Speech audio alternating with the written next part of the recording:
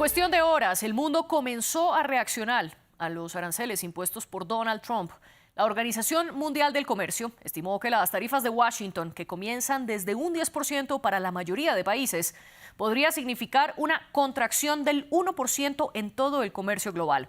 De un lado, algunos gobiernos aceleraron las vías diplomáticas con Estados Unidos para intentar negociar.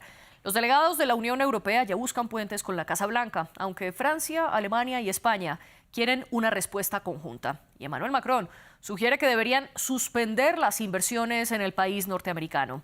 Israel y Argentina apuestan por la diplomacia, mientras que otros han optado por una postura más fuerte. Canadá ya prometió aplicar un 25% de impuestos para los vehículos que importen desde territorio estadounidense. China anunciará contramedidas y Brasil no descarta llevar la denuncia ante la OMC. Además, el listado que publicó la Casa Blanca de cuáles son los 185 territorios a los que castigan con aranceles incluye a las islas Heard y McDonald, unas zonas deshabitadas cerca de la Antártida. También critican de dónde sacó la cifra para medir cuántos aranceles imponían los países a Estados Unidos. El cálculo afirma, por ejemplo, que esas islas, llenas de pingüinos, tienen un 10% de impuestos a los productos importados. ¿Qué está pasando entonces en el mundo luego de los aranceles de Donald Trump?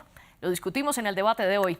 Le doy la bienvenida a nuestro primer invitado que se conecta con nosotros desde La Calera, en Colombia, cerca de Bogotá. Se trata de José Manuel Álvarez Zárate, profesor de la Universidad Externado de Colombia de Derecho Económico Internacional.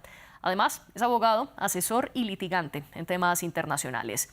Y en Madrid está con nosotros Javier Morillas, catedrático de Economía Aplicada de la Universidad CEU São Paulo. Un placer estar aquí con ustedes dos y, por supuesto, bienvenida a toda la audiencia que nos está viendo y nos está escuchando a través de las diferentes plataformas de podcast. Recuerden que estamos en Apple, en Spotify, en Deezer y en TuneIn. José Manuel, ¿cómo interpretar, primero que todo, estas medidas que ha tomado Estados Unidos? Bueno, hay diferentes. Muy buenas noches, muy buenas tardes. Muchas gracias por la invitación y la oportunidad de poder conversar con José Manuel, estamos teniendo problemas con su señal. Mientras logramos reconectarlo de la manera indicada, le doy el paso a Javier Morillas. Javier, un gusto también estar aquí con usted. ¿Cómo interpretar estas reacciones que han surgido a los aranceles de Donald Trump? Bueno, son unas reacciones dispares, ¿no? Porque son dispares también las medidas que se están adoptando frente a los distintos países. Yo creo que lo que hay es una situación en principio de incertidumbre de carácter general, porque ya hemos visto que el presidente Trump, desde que llegó a la presidencia y en estos últimos meses, se ha contradicho en varias ocasiones. Unos días iba a empezar unos aranceles el día 1 de febrero, luego los posponía el 1 de marzo, luego los cambiaba, luego los aumentaba. Bueno, ahora parece que lo ha explicitado un poco más, pero yo diría que es una situación efectivamente de incertidumbre. Se intenta dar una patada al tablero del comercio internacional buscando un proteccionismo claramente y una situación de carácter autárquico, que en el caso de Estados Unidos, pues sabemos que es uno de los pocos países del mundo que quizá puede permitírselo porque tiene materias primas, tiene recursos naturales abundantes, tiene una población también cualificada, etcétera, recursos energéticos, y que indudablemente va a suponer inconvenientes porque estos procesos, al final una lucha de aranceles, pues en principio genera inflación y desde luego inquietud. No se sabe nunca cómo va a terminar porque las réplicas se producen por todas partes y además pues son distintas, ¿no? Porque son distintas también, son distintos los porcentajes que se aplican. Algunos países tenían algún acuerdo comercial con Estados Unidos y por tanto pueden esgrimir cláusulas de sus propios tratados. Pensemos en los acuerdos que tiene con Australia o los acuerdos que tiene con la NAFTA, con la propia Canadá y con México. O sea que la repercusión va a ser desigual, como estamos viendo por el propio comportamiento de las bolsas. Y aunque todavía no se conocen a cabalidad esas réplicas como están siendo, la idea del programa de hoy es que podamos conversar al respecto. Pero antes le doy de nuevo la bienvenida a José Manuel. Un gusto estar aquí con usted. Ahorita Javier estaba explicando que estas medidas son impares. Al respecto, Estados Unidos dice lo contrario. Donald Trump afirmó que los aranceles se estaban poniendo de manera casi amable, pues sacó una tabla bastante conocida en la que, por ejemplo, mostraba que China imponía un 67% de aranceles a los productos estadounidenses y como contramedida Washington optaba por poner la mitad de esos gravámenes, es decir, un 34% para el caso de los chinos. Y para la Unión Europea hablaba de impuestos desde el bloque de un 39% a los que Washington responde aplicando un 20%. Sin embargo, una de las mayores críticas está en cómo la Casa Blanca está midiendo esas tasas que los países le imponen a Estados Unidos. ¿Qué hay detrás? Bueno, buenas noches de nuevo, pero es bien difícil saber qué es lo que hay detrás, ¿sí? ¿Qué hay detrás de esta imposición y cómo se han calculado por cada país las tarifas o los impuestos o los aranceles, que como quieran que los llamen, se quieren imponer a las importaciones de todos los países. Es desigual, como lo mencionas, no es una tarifa, no es un impuesto, no es un arancel que se esté cobrando por producto a producto, sino es un reconocimiento general. Aquí yo creo que quisiera retomar lo que ha mencionado nuestro colega en Madrid sobre lo que hay detrás o el contexto general. Bueno, tenemos un contexto político de declaraciones de Donald Trump y las declaraciones de los líderes mundiales más importantes o los que están en Europa y en China sobre las reacciones y esta guerra comercial que parece que se va a abrir o que ya se está abriendo. Siempre empiezan en el lado político y luego empiezan a actuar como de hecho lo ha venido haciendo el presidente Trump y con los anuncios de NAFTA en México, Canadá, los países de NAFTA en México y Canadá y también los países europeos. Pero miren, yo creo que hay que concentrarse también en el elemento, pues ese es el elemento político, pero en el elemento jurídico lo que está ocurriendo es que el orden jurídico internacional de posguerra, desde 1944, las reglas ya no se están cumpliendo. La OMC dejó de funcionar.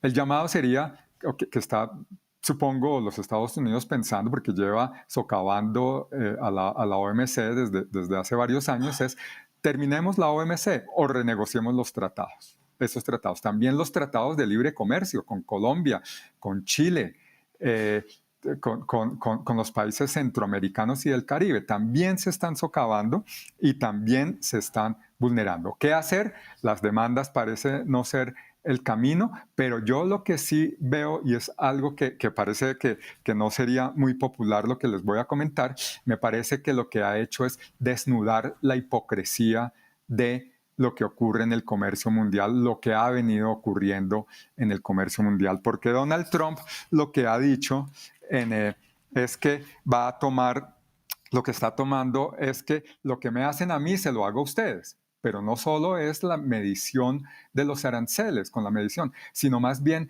la forma en que otros países, según el presidente Trump y sus asesores, tratan las importaciones de los Estados Unidos con medidas que se llaman pararancelarias, obstáculos técnicos al comercio y medidas sanitarias y fitosanitarias. Y ese es un punto fundamental en el que hay que reflexionar y que, por supuesto, esa fórmula se ve como extraña y hay que estudiarla un poquitico mejor para ver qué podemos hacer en los países pobres y los países ricos, cómo vamos a reconfigurar nuevamente el comercio internacional. Muchas gracias. Usted menciona tres elementos que están sobre la mesa, por supuesto el económico, pero que junto con ellos también está el contexto político y los elementos jurídicos de cómo la OMC, la Organización Mundial del Comercio, dejó de funcionar. Javier, quiero preguntarle al respecto. Aquí en el programa anterior del debate, dedicado también a los aranceles de Trump, hablamos un poco de esta relación de geopolítica y cómo Trump está respondiendo a temas políticos con temas arancelarios.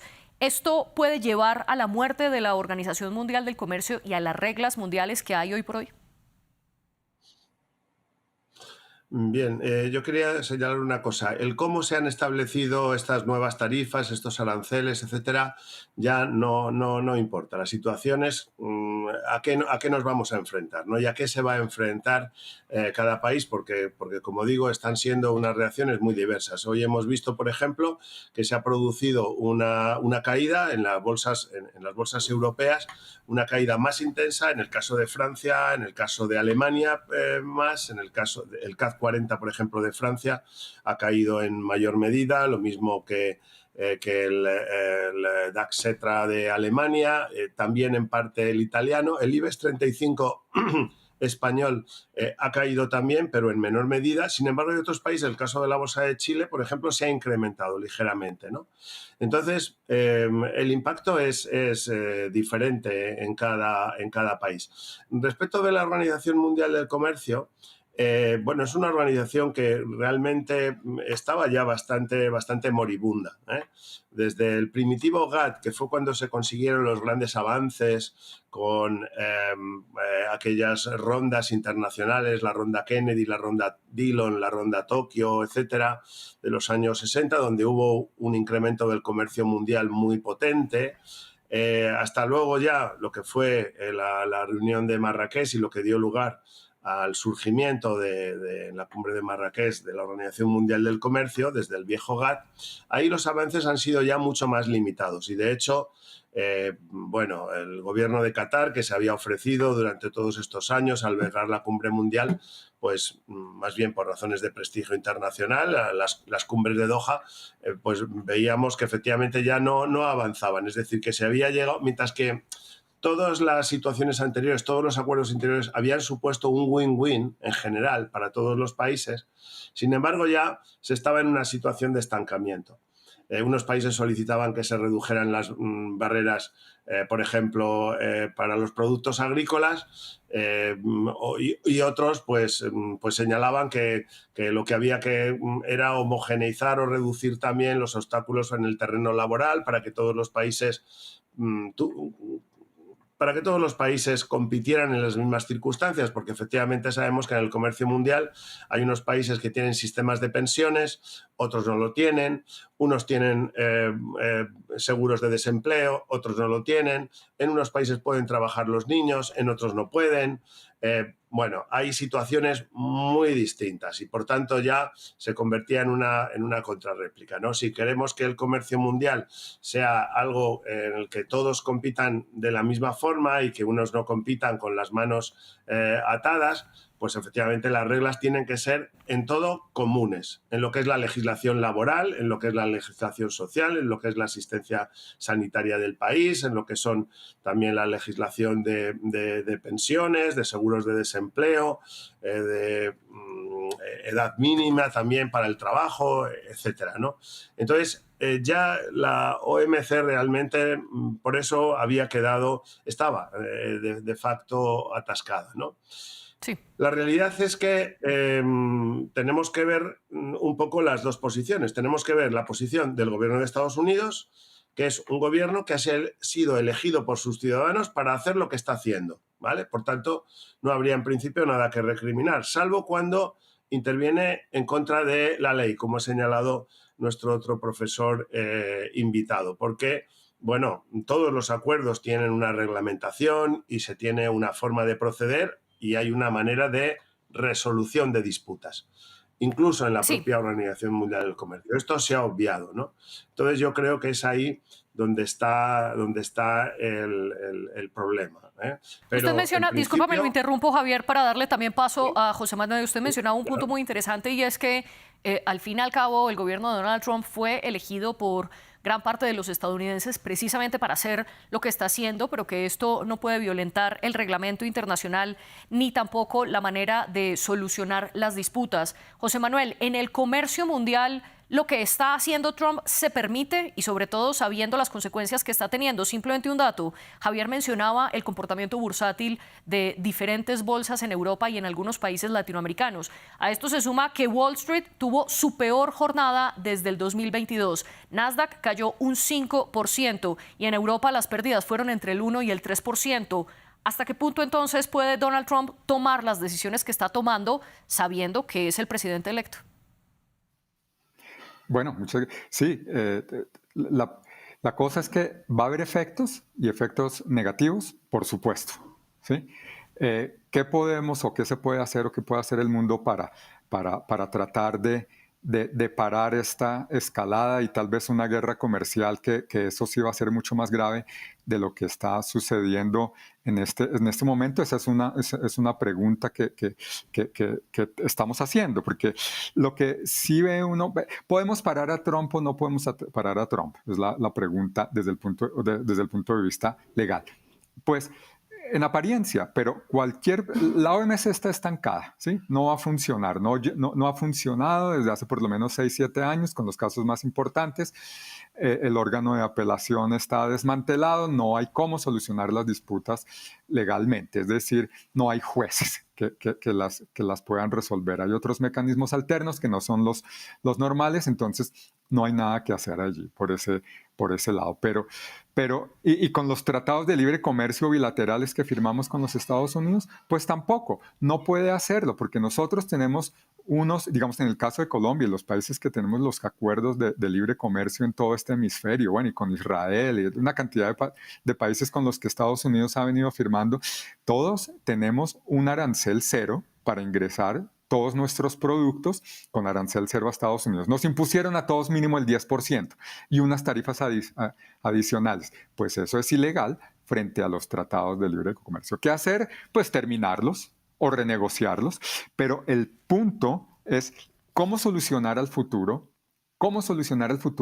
esta situación que ha desnudado la hipocresía del comercio internacional, y eso hay que agradecérselo. Sé que esto no va a sonar muy popular, no soy asesor de nadie en los Estados Unidos, en el gobierno de Trump, pero sí me parece que está desnudando una situación hipócrita del comercio internacional en donde se imponen restricciones al ingreso de los productos de todo el mundo, de los Estados Unidos, a la carne de los Estados Unidos. Europa, la Unión Europea le impuso una restricción que no puede entrar carne a los Estados Unidos.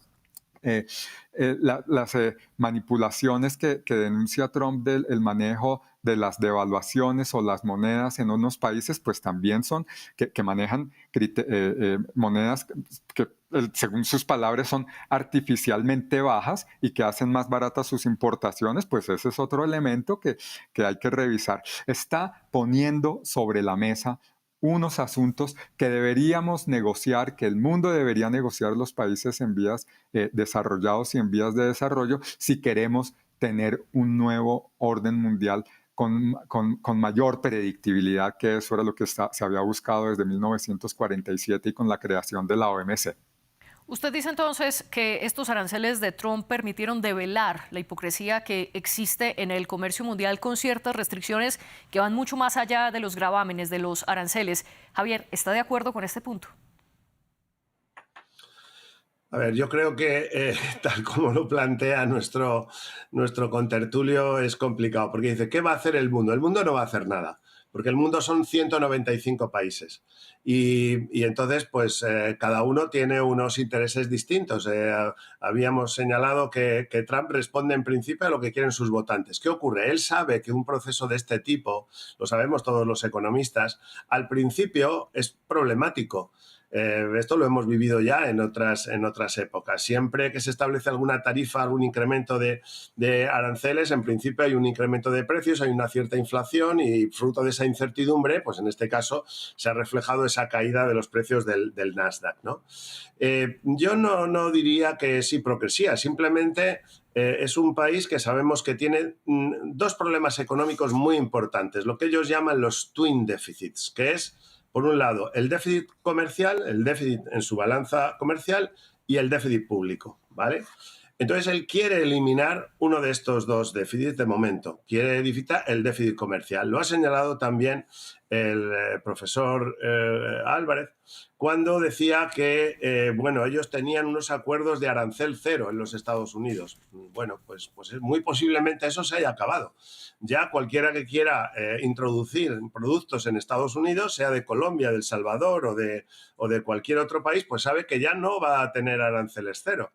Porque es que además lo ha manifestado claramente que lo que quiere es que esos capitales vayan a Estados Unidos, que se produzcan allí, etcétera. Nosotros hemos vivido en Europa, también en Estados Unidos, unas situaciones muy extrañas, ¿no? Nos encontramos, por ejemplo, durante la pandemia que no teníamos mascarillas, que las mascarillas se habían externalizado.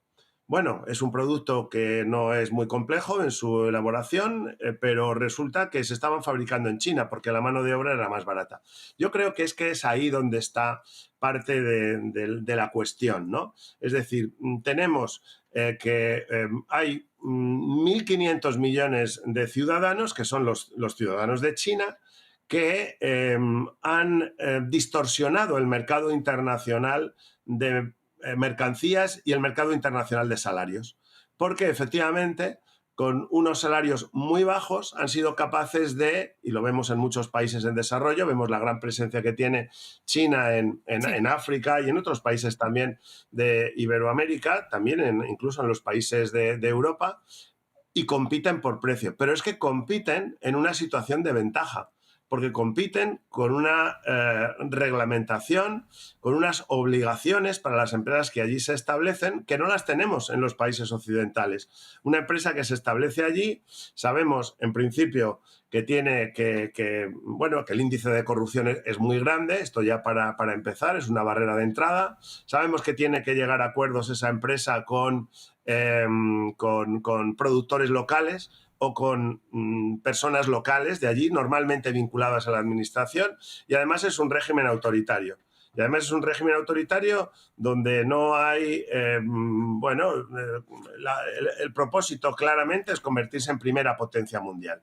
Entonces, Javier. el objetivo de esta administración es separar en principio a China de Rusia, ese es un objetivo central, y luego, bueno, esa gran factoría mundial en que se ha convertido China, que nosotros también lo estamos sufriendo en Europa, porque llegado un momento no teníamos ni las propias mascarillas, porque se habían deslocalizado las empresas, pero bueno, como se han deslocalizado empresas de calzado, empresas de sanitarios, Javier. de muchos productos. Y yo creo que esa situación es la que va a acabar.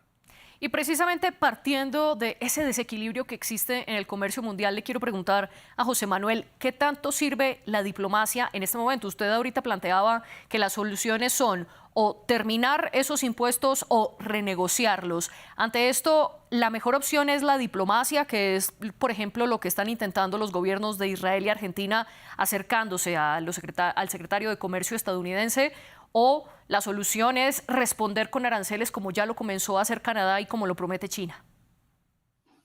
Sí, no, yo creo que esa es la solución. ¿Sí? La solución es la negociación diplomática, pero una negociación diplomática real. No es un arrodillamiento de por favor no me pongan o no me imponga ese 10% a tales y tales productos y que entonces, porque bilateralmente, porque entonces lo que está promoviendo es el rompimiento más profundo de los principios del multilateralismo del comercio internacional. Lo que necesitamos es volver al multilateralismo, ok, con unas nuevas reglas como las propone Trump, o por lo menos en la discusión de esas reglas que está proponiendo, porque lo que no se puede proponer es que con esas negociaciones bilaterales es sálvese quien pueda, que es lo que uno vería, lo que Israel o Argentina le están proponiendo al presidente Trump y también a otros presidentes, lo que hicieron inicialmente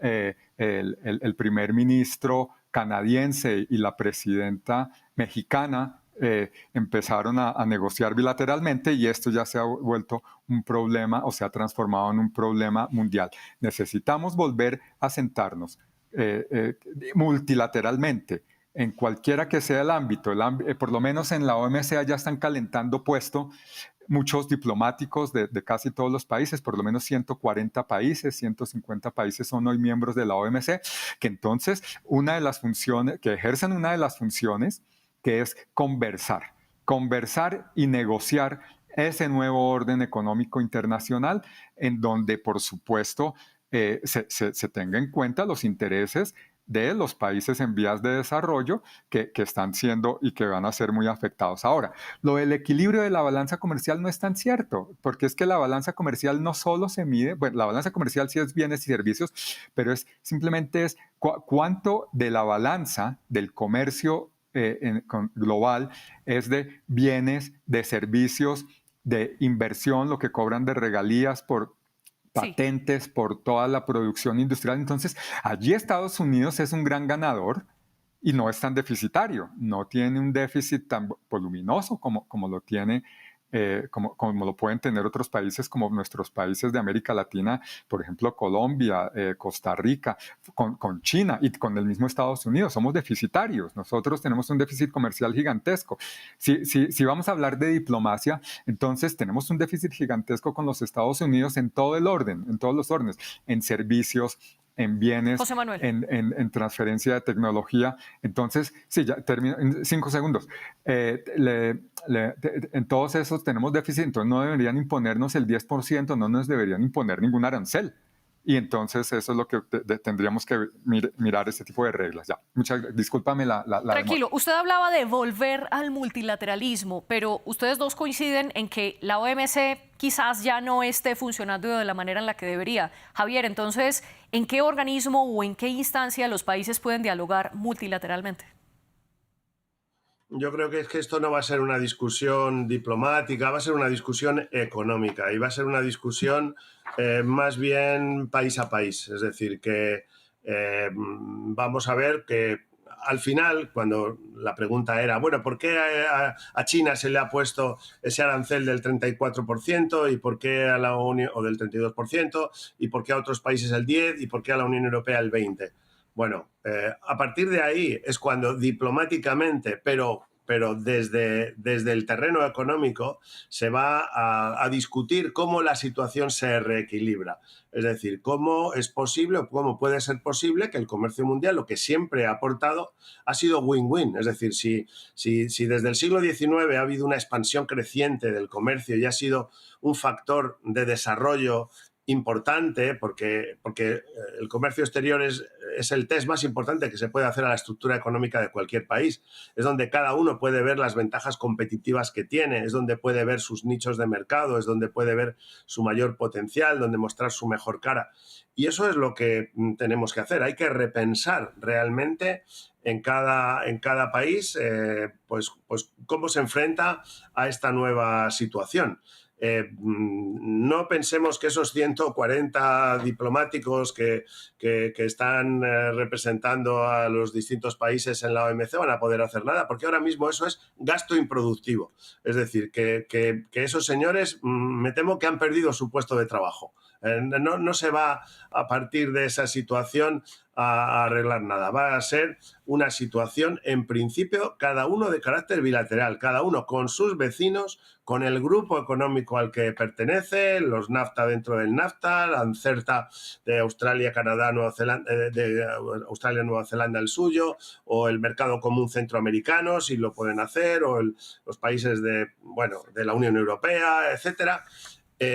Y va a ser este tipo de relación. Es decir, lo que no podemos plantear van a ser cosas. Los países en desarrollo. Hablar de los países de desarrollo en general no tiene ningún sentido, porque hablar de países de desarrollo son tan dispares. ¿A qué país de desarrollo nos referimos? ¿A Papúa Nueva Guinea? ¿A Ruanda? ¿A qué? ¿Cuáles son los países? Que eso es un espacio tan extenso, y además hay países que efectivamente, precisamente muchos de ellos, de los países en desarrollo o de los países, si se quiere, de menor PIB por habitante, ellos son los que tienen menos influencia en el comercio internacional. Sabemos que una de las características del comercio global es que se da normalmente de países desarrollados con países desarrollados. Ahí es donde está el mayor valor añadido. El comercio de países desarrollados con países en vías de desarrollo, bueno, desgraciadamente muchos países en desarrollo, como ocurría también en las naciones europeas en un principio, no tenían mucho que ofrecer. Javier. Tuvieron que trabajar muy duro durante varios siglos para iniciar un proceso de desenvolvimiento económico que a partir de un cierto momento genera una espiral expansiva. Pero eso es Javier, muy lo duro interrumpo y lleva mucho porque nos tiempo, quedamos sin tiempo y debemos llegar a la conclusión del programa. Muy brevemente, les propongo que terminemos por hablar de algunos de los territorios incluidos en la lista de la Casa Blanca. Ya lo mencionaba antes, las islas Hare y McDonald, que son inhabitadas, están cerca de la Antártida. Allí solo hay fauna silvestre y además también Trump, a estos territorios Trump le impuso un 10% de aranceles, y también a los territorios australianos que son casi deshabitados, como las Islas Cocos, la Isla de Navidad y la Isla Norfolk. José Manuel, ¿cómo interpretar la inclusión de estos territorios? Bueno, son de las cosas que hay que entender o tratar de entender. Hay un descuido de quienes elaboraron estas listas y estos gravámenes. Por supuesto, no va a tener ningún efecto, pues porque esas islas no, seguramente si están deshabitadas no exportan ni importan nada. Entonces, sobre ellos no va a tener un efecto. Sí se ve que hay un descuido grande en haber incluido a esas listas. Entonces, lo importante es sentarse a conversar, vuelvo, insisto, sentarse a negociar de manera multilateral y no con la política bilateral de sálvese quien pueda, miremos cómo nos acomodamos con Estados Unidos, porque ha sido usado el comercio, está siendo usado el comercio como un arma comercial para conseguir otros fines internos y unos fines externos también, ¿sí? Para conseguir que México y Canadá, por ejemplo, combatan más la migración ilegal y la lista puede ser interminable. Entonces hay que sentarse a conversar. Puede que tome tiempo esas conversaciones y llegar a un nuevo orden económico internacional con reglas claras, y por supuesto la negociación es económica pero también es política, y que no se deje atrás otra vez al mundo en vías de desarrollo, al que le prometieron muchas cosas con la creación de la OMC y no las cumplieron, y ahora se las están incumpliendo peor. Usted habla de un descuido al momento de referirse a la inclusión de estos territorios y que el comercio está siendo utilizado como un arma para satisfacer intereses políticos internos y externos de Estados Unidos. Javier, ¿cómo interpreta usted la inclusión de estos territorios y está de acuerdo o no con José Manuel en que el comercio está siendo utilizado como arma política? Ya.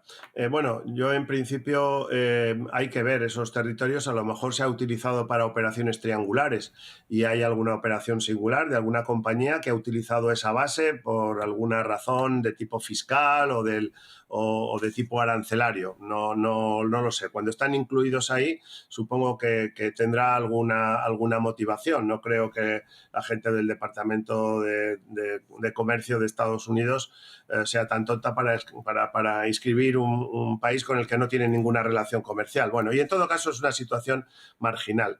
No, yo pienso que efectivamente el comercio siempre se ha utilizado también como arma política y es lógico. A ver, Estados Unidos tiene un problema en su frontera con México de inmigración ilegal. Si un país no puede controlar sus fronteras exteriores, ese país tiene un problema. Porque efectivamente, entonces, bueno, se dice que es una nación soberana. ¿Cómo es esto posible? Pero ¿qué hay que ocurrir? ¿Hay que volver a situaciones de protectorado? ¿Cómo es que un país puede decir esto? Esto lo dicen algunos países, lo dice también Marruecos, ¿no? Y otras naciones. Pero entonces, ¿qué ocurre? ¿Siguen siendo niños pequeños? ¿No tienen un Estado eficiente? ¿O es que es un Estado tan corrupto que efectivamente sus fronteras son tan porosas que pueden afectar negativamente a un país vecino que no quiere esa inmigración ilegal? Porque lo que queremos todos en el mundo libre es que haya unas mejoras para todo el mundo, por supuesto, y que haya una inmigración legal con papeles y si hay empleo en esos países, porque porque la generación de empleo no es infinita, ni la capacidad de renta para asumir personas que vienen de fuera. En cada país es distinto. Por tanto, siempre la política comercial se ha utilizado también Sí. como arma política y se han dado ventajas. Pero el problema, yo creo, que ha trastocado toda esta estructura económica comercial ha sido la presencia de China. Y de hecho, vamos a ver que todas las reestructuraciones que vengan al comercio mundial van a venir motivadas también por el propio comportamiento de China, que está siendo un comportamiento muy desleal. Lo fue siempre, fue un error el Javier. incluirla dentro de la Organización Mundial del Comercio, y yo creo que también eso lo estamos pagando, ¿no? Javier Morillas y José Manuel Álvarez, les agradezco por estar aquí en el debate de France 24 y también un agradecimiento a nuestro equipo y a nuestras productoras Laura Garzón y Tania Herrera. Ustedes sigan en nuestra señal.